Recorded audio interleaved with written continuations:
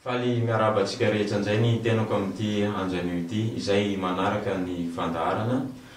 Ka ao anatin'izany dia nanasa olona iray anisan'ireo manam-pahaizana ao anatin'ny finoana Islamo isika, hiaraka amintsika hitafatafa eto hiresadresaka mahakasika an'izany volana masina Ramadan izany. Tonga soa ianao seky misaotra anao namaly ny invitation izay nalefanay tany aminao tany. Bismillahirrahmanirrahim. Alhamdulillahi rabbil alamin. Wa sallallahu ala sayyidina Muhammad wa ala alihi at-tayyibin at-tahirin. Voalohany mankasitraka Tompo Allah tabaraka wa taala izay nanometsika an'izao fotoana izao, ary eto ihany koa ny tenako dia mankasitraka ireo zay mpanaraka an'izao fandaharana izao, indrindra fa mankasitraka ireo namana zay nanasa amin'ity fandaharana ity, ary miarahaba isika rehetra amin'ny fiarabana masina zay manao hoe assalamu alaikum wa rahmatullahi wa barakatuh. Mankasitraka seky tsika ngamba ny seky tonga de tsy de valapatra loatra amin'ny zay satria ny fotoanatsika manapetra. Ny fandaharatsika moa misy fandaharana anakiroa, tapany voalohany sy tapany faharoa. Fa ao amin'ity tapany voalohany ity isika de iresaka mahakasikasika ny volana masina Ramadan. Ka mialohan'ny tena idirantsika ao anatin'izay seky dia misy fanontaniana kely izay tiako mba ho azavainao, mba valianao kely mialohan'ny tena idirantsika amin'ilay resaka mahakasika ny volana Ramadan.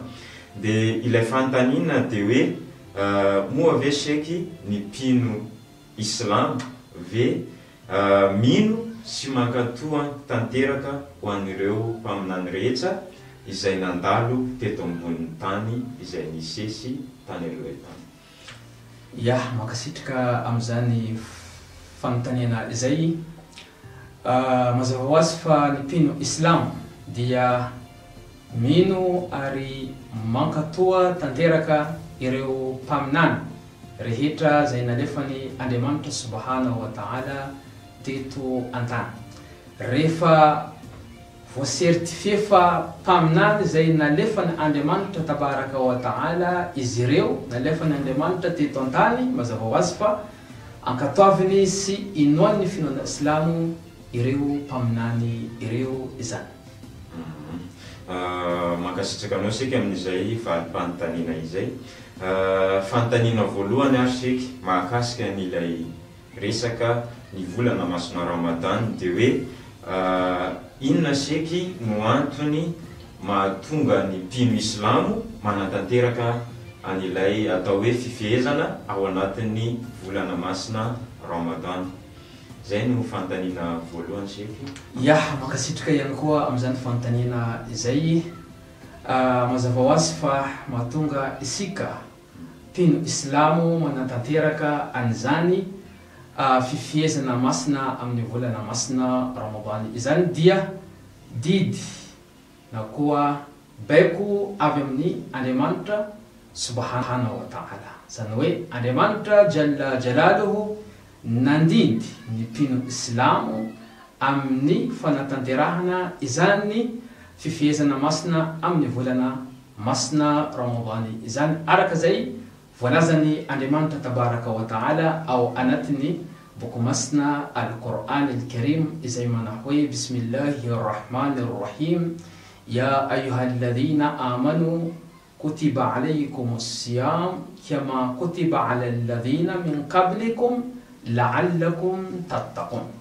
Nambarany Andriamanitra manao hoe ory ianareo mpino Islam, voadidy na voasoratra aminareo ny fifehezana na koa fifadian-kanina mandritra ny volana masina Ramadan, tahaka nandidiana na koa tahaka nanoratana izany fifadian-kanina zany tamin'ireo olona tany aloha. Donc mazava ho azy fa tsy hoe mpino Islamo ihany no manatanteraka ny fifehezana amin'ny volana masina Ramadan, fa efa nisy hatrizay tamin'ireo vahoaka teo alohantsika. Ka zany angamba mahatonga atsika amin'izao fotoana zao efa maheno hoe misy zavatra anankiray any antsoina hoe kareny. Anisan'ny fifadian-kanina zany zavatra zay efa natao tamin'ny vanim-potoana teo aloha, tamin'ny vanim-potoana ny Jesosy Kristy. Ka zany mahatonga Andriamanitra subhanahu wa ta'ala milaza amitsika hoe efa voadidy aminareo ny fifehezana amin'ny volana masina Ramadan tahaka nandidiana an'izany tamin'ireo vahoaka teo alohanareo. Ka noho zany dia mahatonga isika mpino Silamo manatanteraka zany fifehezana zany dia avy amin'ny Andriamanitra, zany hoe baiko didy avy amin'ny Tompo Allahu Jalla Jalaluhu. Mankasitraka anao seky fa mazava tsara izay valim-panontaniana izay nomenao izay. Fanontaniana faharoa angamba seky tonga dia arosoko avy hatrany. Dia fanontaniana faharoa dia hoe tsika ao anatin'le hoe atao hoe fifehezana. Dikan'izay le fifehezana misy fepetra-takiana ao anatin'le fifehezana. Ka moa ve afaka ambaranao anay hoe inona marina moa ireo fepetra-takiana rehefa manantanteraka ny fifehezana ny mpino Islamo anankiray, ary ny olona rehetra ve afaka manantanteraka an'ilay fifehezana sa misy olona voatokana manantanteraka an'ilay fifehezana ao anatin'ny finoana Islamo? Mbola mankasitraka ihany amin'izany fanontaniana izay, ary koa anisan'ny fanontaniana izay tena tsara fipetraka ary mendrika ny tsirairay indrindra fa ny mpino Silamo dia mahafantatra an'izany valim-panontaniana izany. Marina tokoa fa ny fifehezana na koa fifadian-kanina mandritra ny volana masina Ramadan dia misy fepetra takiana, ary maromaro ireo fepetra izay takiana amin'izany. Fa kosa vitsivitsy amin'izay no tanisaintsika eto fa tsika mety sy anam-potoana ivalampatra amin'ireo fepetra rehetra izay takiana, fa ilay mashhur, ilay ma'aruf eo anatrehan'ireo manampahaizana antsika na koa ireo izay fepetra malaza zay amin'ny manampahaizana antsika no tanisaintsika eto. Ka anisan'izany dia al-Islam, anisan'ny fepetra izay takiana amin'ny fifadian-kanina mandritra ny volana masina Ramadan dia ny olona anankiray izy mila mpino Islamo. Ka mazava ho azy fa ny olona zay tsy Islamo tsy tokony anatanteraka na tsy afaka manatanteraka an'izany fifehezana izany. Manaraka izany dia ny olona anankiray zay ampy-taona, zany hoe olona zay feno taona tanteraka amin'ny finoana Islamo. Tsika mafantatra tsara fa ny olona feno taona zany dia raha lehilahy izy olona zay efa mivoaka tsironena zany, fa raha vehivavy izy rehefa izy feno 9 taona azo lazaina ampy-taona izany amin'ny finoana Islamo. Ka fepetra takiana amin'ny fifehezana mandritra ny volana Ramadan dia izany fampiany taona izany. Ka ny olona zay mbola tsy ampy-taona mazava ho azy mbola tsy afaka manatanteraka an'izany fifehezana mandritra ny volana masina Ramadan izany. Manaraka zany dia ny olona anankiray zay salama saina, zany hoe tsy adala ary tsy obligatoire amin'ny olona zay adala ihany koa no manatanteraka zany fifehezana izany. Ary fepetra manaraka dia ny olona zay salama vatana, tsy marary, na dia ao anatin'ny boky masina ny Korana misy an'izany hoe rehefa nareo marary dia afindra amin'ny toerana hafa. Rehefa tsy zakantsika zany le fifehezana noho ny aretina ara-batana zay misy amintsika, tsy obligatoire amintsika zany manatanteraka ilay fifehezana. Dia manaraka zay koa dia ny olona zay présent amin'ny tanàna anankiray, zany hoe tsy mandeha voyage zany.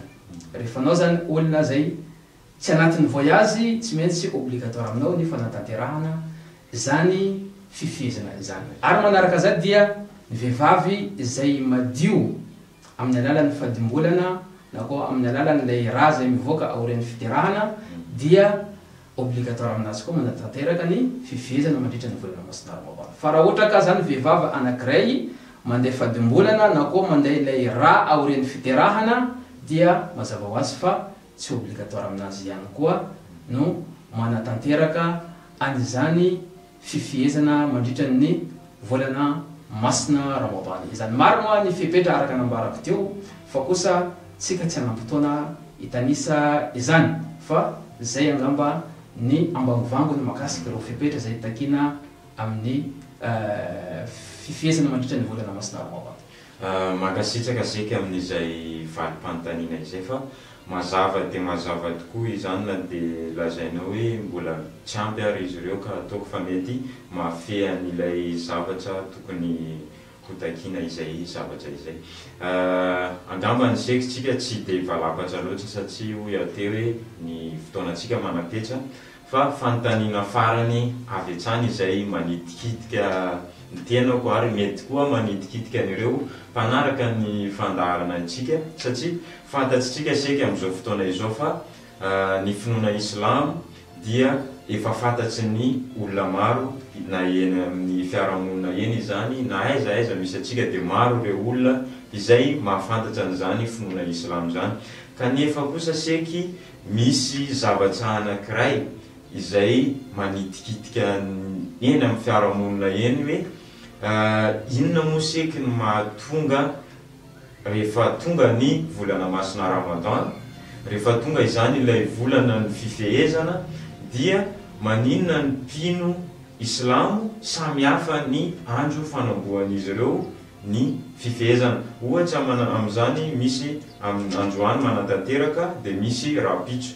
Toy izany koa ny fiafaran'ny volana masina Ramadan, misy androany manatanteraka n'ilay atao hoe Eid dia misy rapitso manatanteraka n'ilay atao hoe Eid. Inona no mahatonga an'izay tsy fifanarahana zay seky entre ny mpino Islamo? Ya, mankasitraka amin'izany fanontaniana zany, tena fanontaniana hoe tsara fipetraka ihany koa zany fanontaniana zany, ary tsara ho fantatra ny rehetra koa ny valinteniny zany fanontaniana zany. Marina tokoa fa mifanohitra ny mpino Islamo amin'ny fanombohana ny volana masina Ramadan na fanombohana ny fifampiankanina mandritra ny volana masina Ramadan, tahaka zany koa ny famaranana azy. Fanohitra, tena mifanohitra tokoa. Fa kosa ny zavatra zay tiako hazavaina kely mialoha ny idiratsika lalindalina kokoa zany mikasika zany fanontaniana zany hoe zany tsy fitoviana zany dia mizara anankiroa. Misy tsy fitoviana eo amin'ny Sunni sy Shia mahakasika ilay fanombohana amin'ny volana masina Ramadan. Ary misy ihany koa le tsy fitoviana faharoa eo amin'ny Shia samy Shia. Ka dao amin'izay tsika hiresaka mahakasika zany tsy fitoviana anankiroa zany.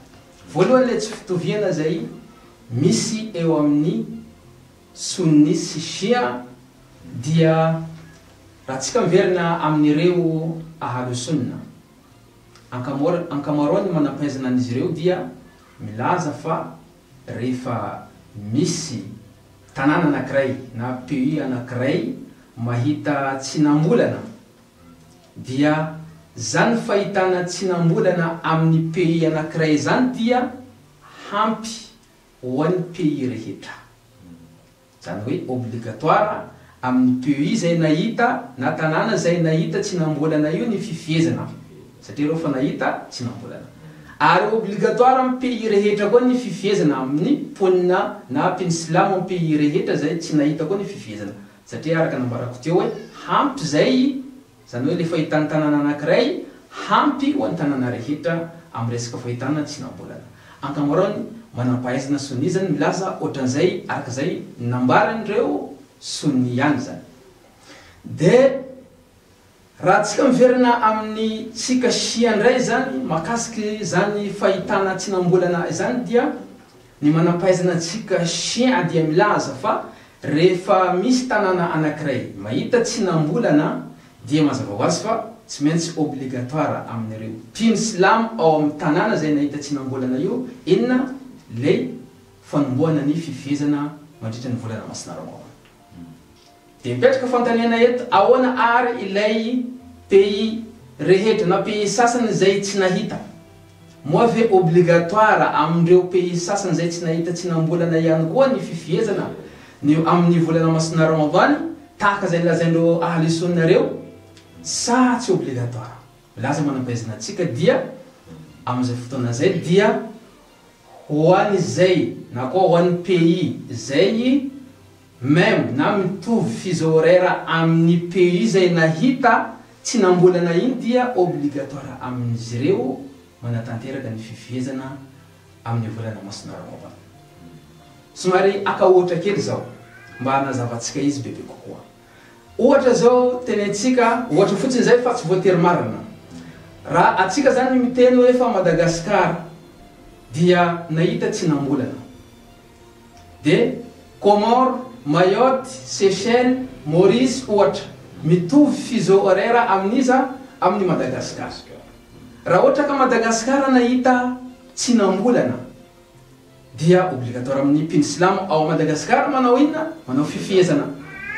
Fa kosa ho an'ny pays sasany tsy obligatoire, afa-tsy hoe ao Comores sy Maurice na Seychelles na Mayotte obligatoire amin'izy ireo koa manatanteraka ny fifehezana na dia aza tsy nahita volana izy ireo. Satria maninona? Satria izy ireo dia mitovy fuseau horaire amin'iza amin'ny Madagascar. Fa raha ohatra ka le pays zay tsy mitovy fuseau horaire amin'ny Madagascar tsy obligatoire amin'izy ireo ninona? Lay fifehezana mandritra ny volana masina Ramadan, fa tsy maintsy miandry hoe fahitana tsy nambolana izy ireo eo rao vao afaka maninona? Manatanteraka zany fifehezana zany. Zay zao makasika lay ikhtilaf na tsy fitoviana kely eo amin'ny sunni sy shia. Fa kosa raha tsika miverina koa le tsy fitoviana eo amin'ny shia samy shia dia tsika mety misy hadith any milaza hoe fa rehefa nareo mahita volana dia aoka ianareo hanomboko amin'ilay fifehezana ny volana masina Ramadan. Ka le fahitana tsy nambolana eo mihitsy zany somary misy ikhtilaf, somary misy tsy fitovian-kevitra kely antara manampahaizana antsika shia. Satria sasany mahita hoe fa lay fahitana volana mutlakana amin'ny fomba rehetra, na dia amin'ny alalan'ny appareil io na amin'ny alalan'ny maso mivantana io dia efa ampy zay amin'ny fahitana le tsy nambolana. Zany hoe na dia hita amin'ny alalan'ny appareil aza ny tsy nambolana fa tsy hita amin'ny alalan'ny maso mivantana dia efa obligatoire amin'ny mpino manatanteraka ny fifehezana. Zay zany hevitra ny manampahaizana sasany. Misy koa ny manampahaizana sasany manana hevitra hoe non nambaran'izy ireo le fahitana volana amin'ny alalan'ny appareil tsy ampy, tsy considérena zany. Zany hoe tsy maintsy hita amin'ny alalan'ny maso mivantana zany lay tsy nambolana eo vo considérena lay fanombohana amin'ilay fifehezana amin'ny volana masina Ramadan. Zay zany hoe anisan'ny antony anankiray mahatonga ny shia samy shia mifanohitra. Mazava ho azy fa tsy indraindray le tsy nambolana hita amin'ny alalan'ny appareil fa tsy hita amin'ny alalan'ny maso mivantana, ka ny manampahaizana zay mino hoe fahitana tsy nambolana amin'ny alalan'ny appareil zay dia efa manomboka izy ireo fifehezana. Fa ny manampahaizana zay tsy mino amin'ny alalan'ny appareil fa tsy maintsy hita amin'ny alalan'ny maso, mbola tsy manomboka izy ireo amin'ny fifehezana fa tsy maintsy miandry lay fahitana volana amin'ny alalan'ny maso mivantana, ka tsy maintsy misy fifanoherana zany. Atsika moa misy fomba fitenitsika hoe amin'ny shia eto hoe babul ijtihad maftuh. Io moa lay varavaran'ilay ezaka fianarana fikarohana dia misokatra. Ka tsika tsy afaka hoe tena hoe diso ny manampahaizana fulany, marina ny manampahaizana fulany, satria imam zamansika imam Muhammad al-Mahdi anjalahu ta'ala farajahu sharif dia manjavona tsy eo amintsika zany. Mazava ho azy raha ohatra ka misy ikhtilafa ohatran'izay. Zay angamba amaleko zany fanontaniana makasika aniny fanontaniana farany iny ary makasitraka anao koa tamin'iny fanontaniana iny. Makasitraka seky tena afapo tanteraka amin'izay valim-panontaniana izay nomeno izay. Mino aho fa na ireo nanaraka ny fandaharatsika mety nahazo tombontsoa kely avy amin'izay resadresaka sy valim-panontaniana izay nomenao izay ary izay fanazavana noentinao izay. Tampotra tanteraka ny fandaharatsika seky fotoana moa itsika teo manapetraka dia mametraka zao fotoana fohy ho anao mba omena nireo namana izay manatanteraka ny fifehezana amin'ity volana masina Ramadan ity, ohatra hoe misy afatra kely tianao ampitaina amin'izy ireo dia manome fotoana vitsivitsy ho anao zao amin'izay se. Ya, mankasitraka amin'izany fotoana kely nomezanao zaho zany amin'ilay afatra zay hitodika amin'ireo mpino silamo maneran-tany. Ny afatrako moa tsotra ihany, amin'ny alalan'ity tenin'ny Imam Ali ity no anapitako ilay afatra. Laza imamontsika Imam Ali alayhi salam na hoe al-fursa tamur kama marra as-sahaba. Nambarany Imam Ali alayhi salam dia ny fotoana dia na occasion dia mandeha izy io tahaka fandehanan'ilay rahona zany. Ka Imam Ali mila milaza fa hoe tokony ararotina zany ilay fotoanatsika na koa ilay occasion zay ananatsika zany.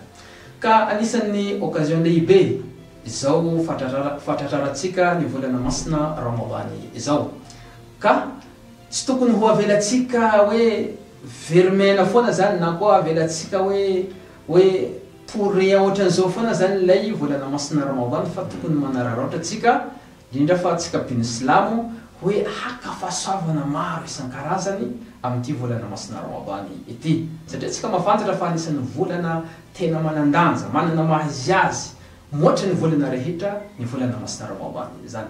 Ka aokatsika tsy ho perdre, tsy ho maty antoka amin'izao fandalovany volana masina Ramadany izao. Ka zay ihany angamba ny afatra kely zay avy aty amin'ny namanareo.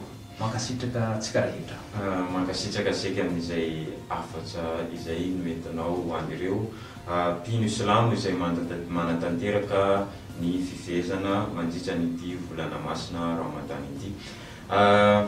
Azadino ny manaraka hatrany ny pazitsika izay hita ao amin'ny paziny Abdul Qadir izay anarahanao an'ity fandarana ity, ary azadino ihany koa ny mipartage izany na manisy misaima mba ho anisan'ireo ahitana ireo namantsika tombontsoa ihany koa ny fahitana izany, ka mametsaka ny veloma mandra-piona ho atsika rehetra indray.